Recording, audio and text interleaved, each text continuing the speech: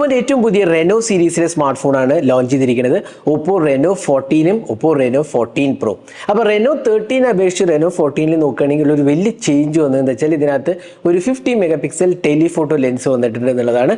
അതിനൊപ്പം തന്നെ 3.5x optical zoom support ചെയ്യുന്ന ഒരു ടെലിഫോട്ടോ ലെൻസാണ് ഇതിനകത്ത് കൊടുത്തിട്ട്. അതുകൂടാണ്ട് തന്നെ ഇതിനകത്ത് അപ് ടു 120x നമുക്ക് സൂം ചെയ്യാം. 120x സൂം ഒരു പുതിയതായ ഫീച്ചർ ഒന്നുമല്ല, നമുക്ക് എല്ലാ ഫ്ലാഗ്ഷിപ്പ് ഡിവൈസസിലും ഇൻഫാക്റ്റ് മിഡ് റേഞ്ച് ഡിവൈസസിലൊക്കെ വരുന്നുണ്ട്. എന്നാൽ ഓപ്പോ റെനോ 14 120x സൂമിൻ്റെ കേപ്പബിലിറ്റീസ് എത്രത്തോളം ഉണ്ട് നമുക്ക് നോക്കാം. അപ്പോൾ നമുക്ക് അതൊന്ന് സൂം ചെയ്ത് നോക്കിയിട്ട് ഇതിൻ്റെ ക്വാളിറ്റി നോക്കാം. ഒരുപാടൊന്നും അടിപൊളി ക്വാളിറ്റി എക്സ്പെക്ട് ചെയ്യേണ്ട, കാരണം ഒന്നാമത് 38,000 രൂപയുടെ ഒരു ഫോണാണ്.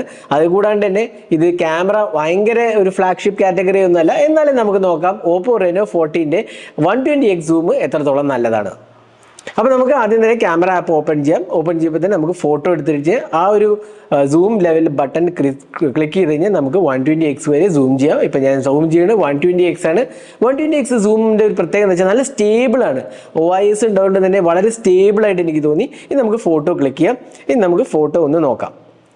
അപ്പോൾ ഇതാണ് ഓപ്പോ റെനോ 14 120x സൂമിൽ എടുത്ത ഫോട്ടോ.